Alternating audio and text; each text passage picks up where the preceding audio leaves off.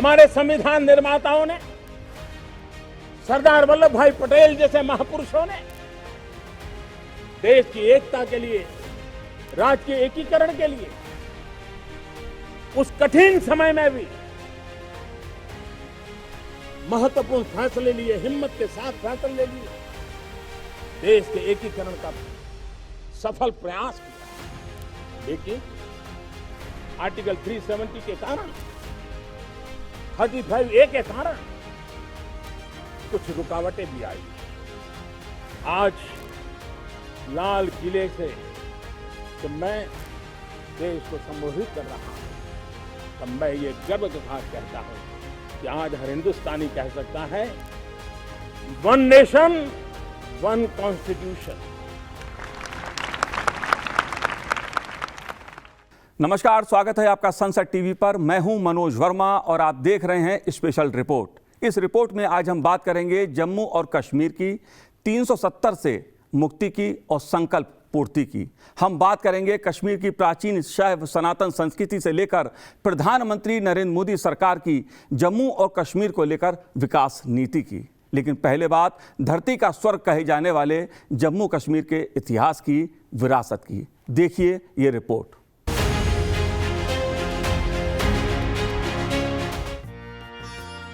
धरती का स्वर्ग कहे जाने वाले जम्मू कश्मीर को ये संज्ञा सिर्फ बर्फ की सफेद चादर से लिपटे पहाड़, फूलों से भरी वादियों, खूबसूरत झीलों को समेटे प्राकृतिक सौंदर्य की वजह से नहीं मिली, बल्कि यहाँ की सांस्कृतिक और ऐतिहासिक विरासत, ज्ञान और दर्शन ने कश्मीर को असल में स्वर्ग बनाया। प्राचीन संस्कृतियों और सभ्यताओं को अपने में समेटे कश्मीर का इतिहास काफी गौरवशाली रहा है। ऐतिहासिक विरासतों और शैव विचारधारा की पवित्र भूमि कहे जाने वाले कश्मीर में मुस्लिम आक्रांताओं ने यहाँ की मूल सनातन संस्कृति को बौद्धिक रूप से विकृत तो किया ही, सदियों पुरानी धरोहरों को भी नुकसान पहुंचाया। अंग्रेजों ने जम्मू कश्मीर पर कब्जा जमाने के बाद राज्य की बागडोर राजा गुलाब सिंह डोगरा को सौंप दी। आजादी मिलने तक जम्मू कश्मीर पर डोगरा शासकों का शासन रहा। आजादी के वक्त हरि सिंह वहां के महाराजा थे और जब भारत आजाद हुआ तो महाराजा हरि सिंह ने अक्टूबर 1947 में भारत के साथ विलय पत्र पर हस्ताक्षर किया। 17 अक्टूबर 1949 को अनुच्छेद 370 भारतीय संविधान का हिस्सा बना तथा इसे एक अस्थायी प्रावधान के रूप में जोड़ा गया। धारा 370 के तहत जम्मू कश्मीर को विशेषाधिकार मिला। इस अनुच्छेद के लागू होने के बाद केंद्र सरकार की शक्तियां जम्मू कश्मीर में सीमित हो गईं। विदेश, संचार और सुरक्षा जैसे विषयों पर कानून बनाने का अधिकार केंद्र सरकार के पास था। इसके अलावा केंद्रीय और समवर्ती सूची पर संसद द्वारा पारित कानून तभी लागू किए जा सकते थे जब जम्मू कश्मीर विधानसभा की सहमति प्राप्त होने के बाद राष्ट्रपति आदेश पारित करें। 14 मई 1954 को तत्कालीन राष्ट्रपति राजेंद्र प्रसाद ने एक आदेश पारित किया। इस आदेश के जरिए ही अनुच्छेद 35A संविधान में जोड़ा गया। यह अनुच्छेद जम्मू कश्मीर को राज्य के रूप में विशेषाधिकार देता था जो यहाँ के स्थायी निवासियों से जुड़ा हुआ था। एक तरह से इस अस्थायी व्यवस्था ने यहाँ अपनी जड़ें जमा ली। एक बड़ी भूल की गई थी। इस भूल की धूल हमारे देश भारत की आंखों में ऐसी पड़ी जिसकी किरकिरी करीब 70 साल तक महसूस होती रही। जम्मू और कश्मीर की धरा रक्त रंजित हो गई। जी हाँ, जिक्र जम्मू कश्मीर का, जिक्र उस वातावरण का जो इस भूल से जन्मा था, जिक्र उस दूरी का है जो इस भूल की वजह से पैदा हुई और बढ़ती चली गई, खाई बन गई। जम्मू कश्मीर को इस भूल से मिला आतंकवाद, दहशतगर्दी और अलगाववाद का जख्म, गरीबी, बेरोजगारी का दंश। जिन मासूम हाथों में किताबें होनी चाहिए थीं, उनके हाथों में पत्थर और बंदूकें थमा दी गईं। सवाल यह है कि आखिर इस ऐतिहासिक भूल का जिम्मेदार कौन है? भारत की स्वतंत्रता के बाद से ही जम्मू कश्मीर को विशेष राज्य का दर्जा देने वाले अनुच्छेद 370 और 35A को लेकर सवाल उठते रहे। सवाल जम्मू कश्मीर के मामले में पूर्व प्रधानमंत्री जवाहरलाल नेहरू की भूमिका को लेकर भी लगातार उठते रहे। मसलन सरदार वल्लभ भाई पटेल को जम्मू कश्मीर के मामले से पंडित नेहरू ने क्यों दूर रखा? भारत के संविधान निर्माता बाबा साहब भीमराव अंबेडकर अनुच्छेद 370 से सहमत नहीं थे। लिहाजा करीब 70 साल बाद जम्मू कश्मीर को लेकर पूर्व प्रधानमंत्री जवाहरलाल नेहरू की गलतियों को प्रधानमंत्री नरेंद्र मोदी की सरकार ने सुधारने का काम किया तो एक नए जम्मू कश्मीर का उदय हुआ। 15 अगस्त 1947 भारत आजाद देश बना। पाकिस्तान अलग हो चुका था। भारत में रियासतों को एक व्यवस्था में, एक देश में पिरोने का काम कर रहे थे सरदार वल्लभ भाई पटेल। सरदार पटेल को 562 रियासतों को भारत में मिलाने की जिम्मेदारी थी। उन्होंने अपने राजनीतिक कौशल से सभी रियासतों को भारत में मिला लिया, लेकिन रियासत जम्मू कश्मीर को भारत में मिलाने की जिम्मेदारी जवाहरलाल नेहरू ने अपने हाथ में ली। नेहरू को शेख अब्दुल्ला पर खुद से ज्यादा भरोसा था, इसलिए उन्होंने सरदार पटेल को कश्मीर के मुद्दे से हमेशा ही अलग रखा ताकि वो अब्दुल्ला को खुश रख सकें। लेकिन नेहरू न जाने क्या चाहते थे। पहले तो वो बिना किसी से राय लिए जम्मू कश्मीर मामले को यूनाइटेड नेशन में ले गए और वहां भी उन्होंने वही किया जो भारत के हित में नहीं था। संविधान सभा में 17 अक्टूबर 1949 को अनुच्छेद 370 को कानून बनाकर जम्मू कश्मीर में लागू कर दिया गया। उसी कारण जम्मू कश्मीर विवाद का विषय बना रहा। नेहरू के कारण कश्मीर यहाँ है। नेहरू जी के न होते तो शायद ये बिल ही नहीं आता और कश्मीर होता ही नहीं। इस तरह से कहा। मैं आज कहना चाहता हूं कि जो आजादी के बाद भारत की रचना को जानते हैं उनको मालूम होगा हैदराबाद में इससे भी बड़ा प्रॉब्लम हुआ था। क्या जवाहरलाल जी गए थे? क्या जूनागढ़ में क्या जवाहरलाल नेहरू गए थे? हैदराबाद में जवाहरलाल नेहरू गए थे? लक्षद्वीप में जवाहरलाल नेहरू गए थे? जोधपुर में जवाहरलाल नेहरू गए थे? जवाहरलाल नेहरू एक ही जगह काम देखते थे, जम्मू कश्मीर में, जिसको आधा छोड़कर आ गए। एक ही जगह देखते। मान्यवर, दूसरा, विलय लेट क्यों हुआ? सारे लोग जानते हैं साहब, इतिहास को 1000 फुट नीचे दफन कर दो, वो ऐसा बीज है जो वटवृक्ष बनकर सच्चाई बाहर आ जाती है। सब जानते हैं कि हमारा विलय इसलिए लेट हुआ कि महाराजा पर किसी एक व्यक्ति को विशेष स्थान देने का आग्रह था। शेख अब्दुल्ला को विशेष स्थान देने का आग्रह था। इसके कारण विलय लेट हुआ और पाकिस्तान को आक्रमण करने का मौका मिला। इतने सारे कठिन राज्यों का विलय हो गया, कहीं पर 370 क्यों नहीं है? क्यों नहीं है? ना जोधपुर में है, ना जूनागढ़ में है, ना हैदराबाद में है, ना लक्षद्वीप में है। क्यों 370 नहीं है? कि संवेदनशील हृदय के कारण 370 है। कंडीशन किसने रखी? किसने स्वीकार की? इतिहास जवाब मांगता है, देश की जनता जवाब मांगती है। जवाब देना पड़ेगा, भाग नहीं सकते इतिहास से कोई। खास बात यह है कि जम्मू कश्मीर को विशेष राज्य का दर्जा देने वाले अनुच्छेद 370 का मुद्दा पहले भारतीय जनसंघ और जनसंघ से निकली भारतीय जनता पार्टी के प्रमुख एजेंडे में शामिल रहा है। भारतीय जनता पार्टी का यह प्रमुख वैचारिक राष्ट्रीय मुद्दा रहा। भारतीय जनसंघ के संस्थापक सदस्य श्यामा प्रसाद मुखर्जी कश्मीर में अनुच्छेद 370 को लेकर लगातार संघर्ष करते रहे। जनसंघ ने आंदोलन किया और उसके बाद भारतीय जनता पार्टी ने उस संघर्ष को आगे बढ़ाया। श्यामा प्रसाद मुखर्जी ने जम्मू कश्मीर को लेकर एक देश में 2 विधान, 2 निशान, 2 प्रधान, नहीं चलेगा नारा दिया। पूर्व प्रधानमंत्री अटल बिहारी वाजपेयी सहित भाजपा के तमाम नेता लगातार अपने जीवन में इस मुद्दे को उठाते रहे, संघर्ष करते रहे। आखिरकार प्रधानमंत्री नरेंद्र मोदी के नेतृत्व में 2019 में बनी भारतीय जनता पार्टी की सरकार ने एक ऐतिहासिक फैसला लिया और 370 को निष्प्रभावी कर दिया। अनुच्छेद 370 उस समय इतना खतरनाक था कि संविधान निर्माता बाबा साहेब भीमराव अंबेडकर ने इसका मसौदा यानी ड्राफ्ट तैयार करने से मना कर दिया। उन्होंने तो यहां तक कहा कि ऐसा प्रस्ताव भारत के साथ विश्वासघात होगा जिसे मैं कतई स्वीकार नहीं करूंगा। 21 अक्टूबर 1951 को जनसंघ की स्थापना की गई और शुरुआत से ही अनुच्छेद 370 प्रमुख एजेंडा बनाया गया। जनसंघ की ओर से मार्च 1953 में जम्मू कश्मीर के भारत में विलय के लिए दिल्ली में सत्याग्रह शुरू हुआ। डॉक्टर श्यामा प्रसाद मुखर्जी ने तय किया कि वो बिना परमिट के कश्मीर में प्रवेश करेंगे और डॉक्टर मुखर्जी दिल्ली से 8 मई को रवाना हुए। डॉक्टर मुखर्जी ने नारा दिया, एक देश में 2 विधान, 2 निशान, 2 प्रधान, नहीं चलेगा, नहीं चलेगा।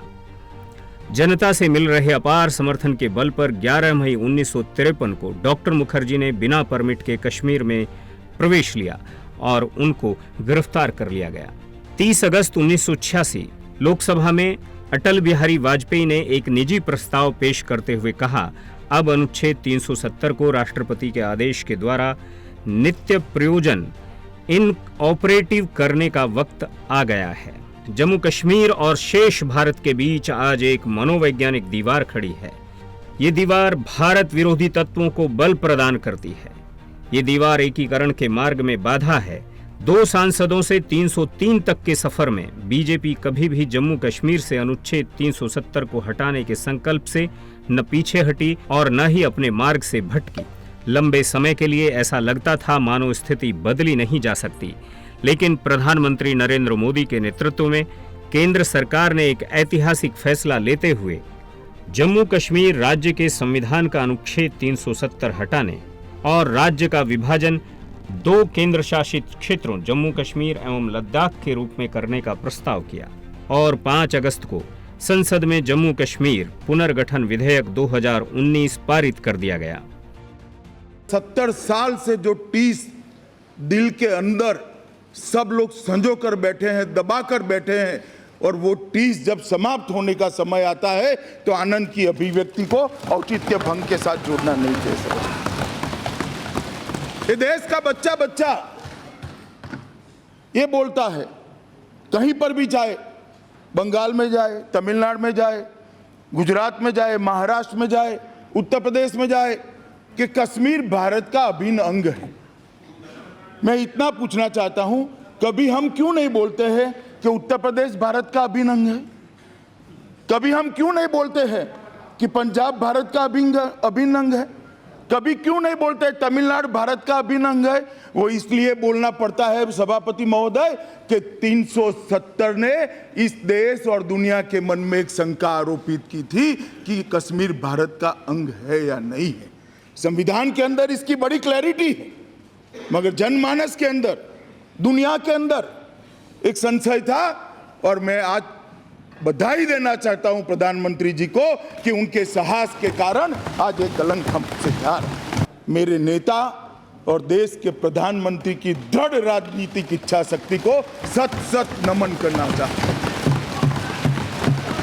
जिस दृढ़ राजनीतिक इच्छा शक्ति के साथ उन्होंने साहस का परिचय दिया और धारा 370 को हमेशा के लिए खत्म कर दिया। जम्मू कश्मीर को 2 हिस्सों में बांटकर 2 अलग केंद्र शासित प्रदेश बना दिए गए, एक जम्मू कश्मीर और दूसरा लद्दाख। विशेष बात यह रही कि जम्मू कश्मीर में विधानसभा का प्रावधान भी किया गया, जबकि लद्दाख में बिना विधानसभा वाले केंद्र शासित प्रदेश का। इस अनुच्छेद को खत्म करना बीजेपी के लिए संकल्प की पूर्ति थी, क्योंकि जनसंघ से अब तक पार्टी निरंतर इस संकल्प को दोहराती आई है। जो सपना सरदार वल्लभ भाई पटेल का था, जो सपना डॉक्टर अंबेडकर का था, डॉक्टर श्यामा प्रसाद मुखर्जी का था, अटल बिहारी वाजपेयी और करोड़ों देशभक्तों का था, वो सपना प्रधानमंत्री नरेंद्र मोदी के नेतृत्व में पूरा हुआ। जो सपना सरदार वल्लभ भाई पटेल का था, बाबा साहब अंबेडकर का था, डॉक्टर श्यामा प्रसाद मुखर्जी का था, अटल जी और करोड़ों देशभक्तों का था, वो सपना अब पूरा हुआ है। जम्मू कश्मीर और लद्दाख में एक नए युग की शुरुआत हुई। अब देश के सभी नागरिकों के हक भी समान है और दायित्व भी समान है। अब भारत सच्चे अर्थों में कश्मीर से कन्याकुमारी तक एकीकृत हो चुका है। अब देश में 2 विधान, 2 प्रधान और 2 निशान का प्रावधान सदैव के लिए समाप्त हो चुका है। जम्मू कश्मीर भारत का अभिन्न अंग तो था ही, अनुच्छेद 370 के निष्प्रभावी होने के साथ ही भारत का ये राज्य अब देश के अन्य हिस्सों के साथ आत्मसात हो सका है। दरअसल जम्मू कश्मीर से अनुच्छेद 370 के निष्प्रभावी होने का फैसला प्रधानमंत्री नरेंद्र मोदी की सरकार के दृढ़ संकल्प का परिणाम था। जम्मू कश्मीर से अनुच्छेद 370 समाप्त करने वाला प्रस्ताव सदन से पारित हुआ, दोनों सदनों से पारित हुआ। मोदी सरकार के इस फैसले पर विरोधियों ने सवाल उठाए, कई सवाल उठाए। मामला सुप्रीम कोर्ट पहुंचा। सुप्रीम कोर्ट में लंबी सुनवाई हुई और दस्तावेज और इतिहास के सबूतों के साथ, प्रमाणों के साथ यह साबित हुआ कि प्रधानमंत्री नरेंद्र मोदी की सरकार ने 370 निष्प्रभावी करने का जो प्रस्ताव संसद से पारित किया, 370 हटाने का जो फैसला लिया, वो सही था। संसद से लेकर सर्वोच्च न्यायालय तक अनुच्छेद 370 को निष्प्रभावी करने के प्रधानमंत्री नरेंद्र मोदी सरकार के फैसले को लेकर कई सवाल खड़े किए गए। ऐतिहासिक दस्तावेजों, भारत के संविधान और लोकतांत्रिक संसदीय व्यवस्था के जरिए हर सवाल का उत्तर दिया। यही वजह थी कि भारत के सर्वोच्च न्यायालय में जब मोदी सरकार के जम्मू कश्मीर से अनुच्छेद 370 को निष्प्रभावी करने के फैसले को चुनौती दी गई, तो सभी पक्षों की सुनने संविधान और अन्य प्रमाणों के आधार पर सर्वोच्च न्यायालय के मुख्य न्यायाधीश DY चंद्रचूड़ की अध्यक्षता वाली 5 न्यायाधीशों की पीठ ने अनुच्छेद 370 को निष्प्रभावी करने के फैसले को वैध माना। मुख्य न्यायाधीश DY चंद्रचूड़ ने कहा कि भारत जैसे प्रजातांत्रिक देश में जनमत संग्रह का कोई स्थान नहीं है। भारतीय संविधान सर्वोपरि है। एक राज्य की संविधान सभा कैसे भारतीय संविधान सभा या संविधान से बड़ी हो सकती है? सर्वोच्च न्यायालय ने कहा कि अनुच्छेद 370 अस्थायी प्रावधान था और राष्ट्रपति को उसे निरस्त करने का अधिकार है। सर्वोच्च न्यायालय ने अगस्त 2019 में जम्मू कश्मीर से लद्दाख को अलग करने और केंद्र शासित प्रदेश बनाने के फैसले को भी बरकरार रखा। सर्वोच्च न्यायालय ने कहा कि जम्मू कश्मीर की अन्य राज्यों से अलग कोई आंतरिक संप्रभुता नहीं है और भारतीय संविधान के सभी प्रावधान जम्मू कश्मीर पर लागू होते हैं।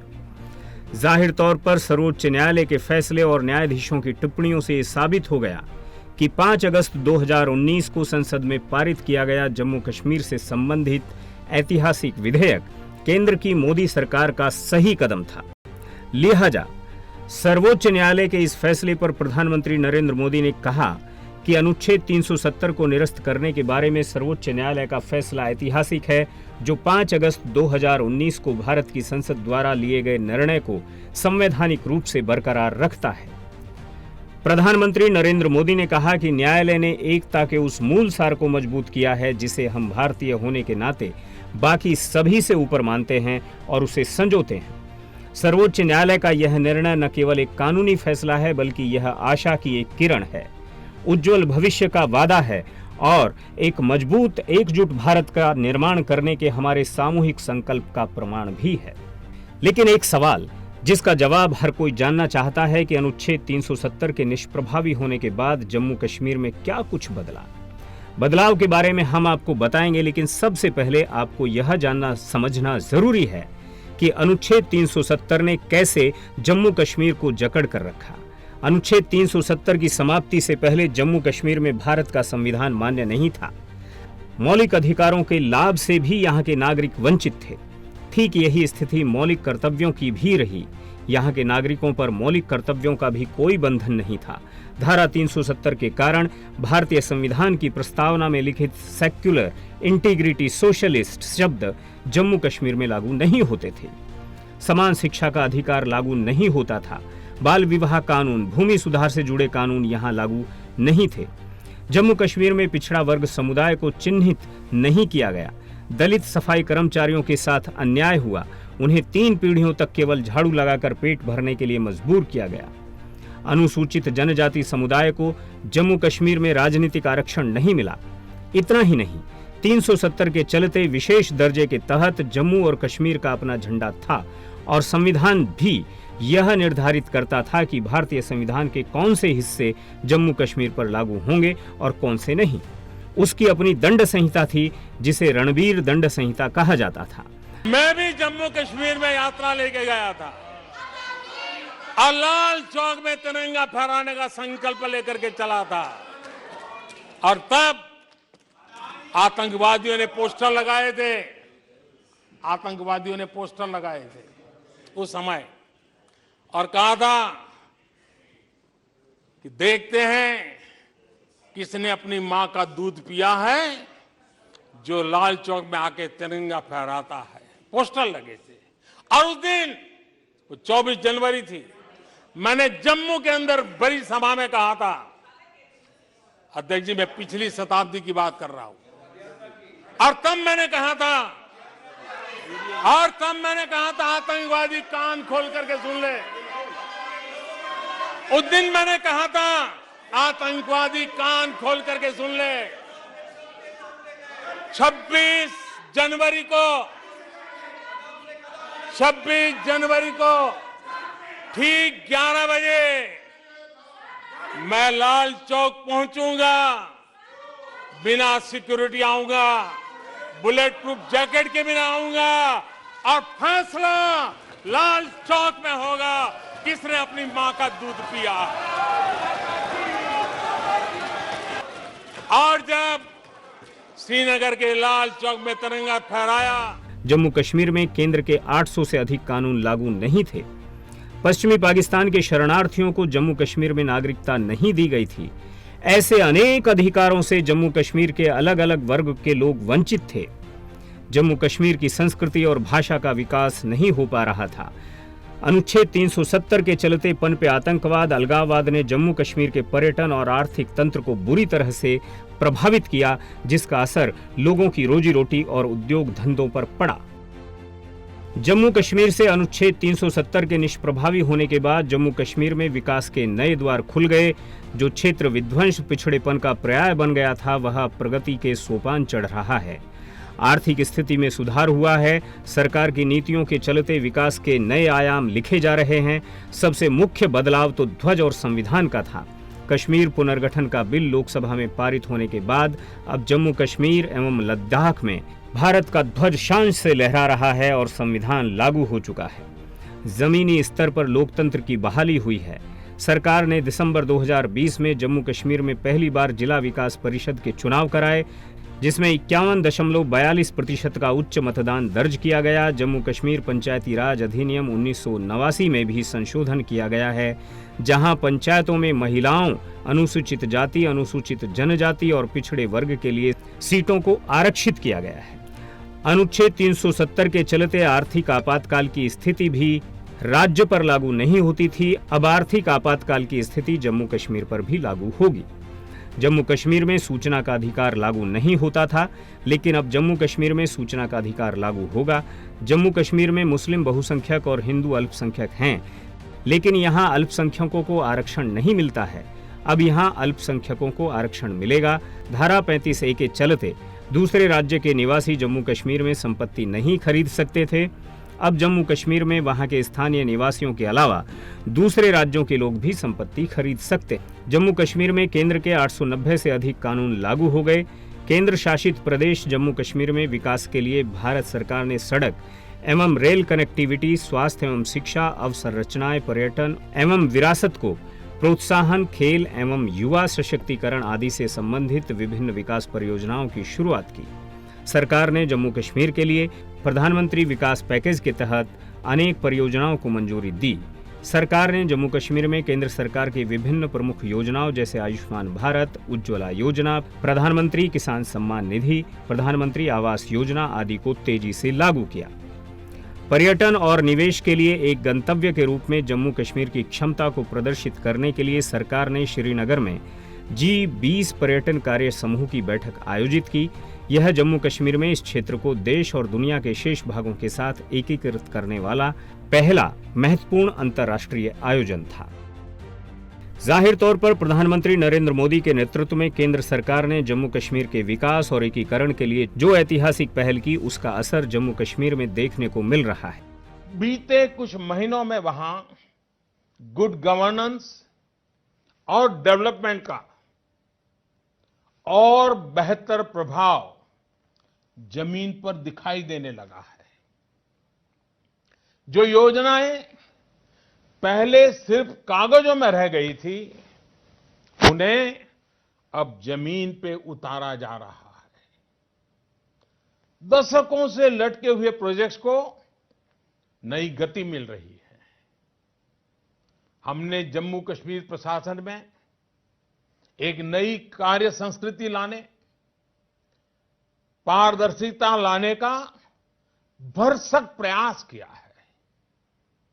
इसका नतीजा है कि आईआईटी, आईआईएम, एम्स हो, तमाम साथ साथ इरिगेशन प्रोजेक्ट्स हो, पावर प्रोजेक्ट्स हो या फिर corruption bureau, anti corruption bureau, इन सब के काम में तेजी आई है।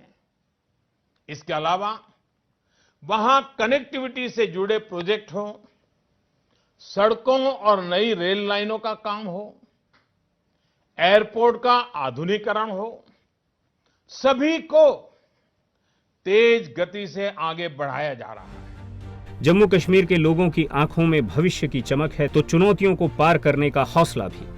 इसका प्रमाण है लोकसभा चुनाव 2024 में मतदान का नया रिकॉर्ड बनना। जम्मू कश्मीर के लोगों ने मतदान में बढ़ चढ़कर हिस्सा लिया और ये साबित कर दिया कि भारत की संसदीय लोकतांत्रिक व्यवस्था में उनकी आस्था है, विश्वास है। लोकसभा चुनाव 2024 का मतदान जम्मू कश्मीर में बदलाव का प्रमाण है। खास बात यह भी रही है कि मतदान के दौरान कोई अप्रिय घटना नहीं हुई और न ही मतदान के बहिष्कार जैसी कोई अपील सुनने को मिली। यह बदलते हुए जम्मू कश्मीर की तस्वीर है, ये बदलते हुए भारत की तस्वीर है, जहां अब लोकतंत्र मजबूत हो रहा है। जम्मू कश्मीर में विकास को नई गति मिली है। रोजगार और स्वरोजगार के लिए सरकार ने कई योजनाएं शुरू की हैं। इतना ही नहीं, करीब 80,000 करोड़ रुपए वाले प्रधानमंत्री विकास पैकेज 2015 के तहत विकास के कई प्रोजेक्ट पूरे हुए हैं और कई अन्य परियोजनाओं पर काम चल रहा है। जम्मू कश्मीर में कानून व्यवस्था में सुधार आया है। उदाहरण के लिए 2018 में योजनाबद्ध पत्थरबाजी की 1328 वारदात सामने आई थी, जबकि 2023 और 15 जुलाई 2024 तक जम्मू और कश्मीर में पत्थरबाजी की एक भी घटना नहीं घटी। पिछले 4 सालों में स्कूल, कॉलेज, विश्वविद्यालय, अस्पताल और बाकी सार्वजनिक संस्थान बिना किसी हड़ताल या किसी तरह की गड़बड़ी के सुचारू रूप से काम कर रहे हैं। कानून व्यवस्था की स्थिति में सुधार के चलते जम्मू और कश्मीर में 2023 में 2 करोड़ 11 लाख पर्यटकों का आगमन हुआ। विदेशी पर्यटकों की संख्या 2.5 गुना बढ़ी है। बीआरओ ने 3 साल में 330 से ज्यादा इंफ्रास्ट्रक्चर पूरे किए हैं, जो ये दर्शाता है कि जम्मू कश्मीर को 370 के विशेष दर्जे से मिली मुक्ति जम्मू कश्मीर में विकास और समृद्धि के संकल्प की पूर्ति कर रही है।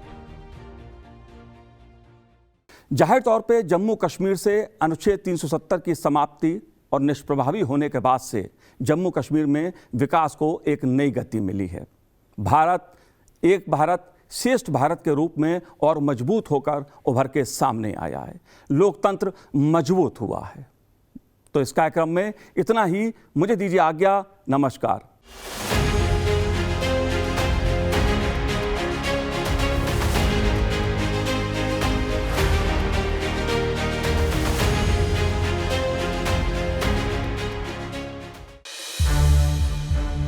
संसद टीवी के और भी प्रोग्राम्स देखने के लिए सब्सक्राइब करें हमारा YouTube चैनल और हाँ, इन्हें लाइक और शेयर करना ना भूलें।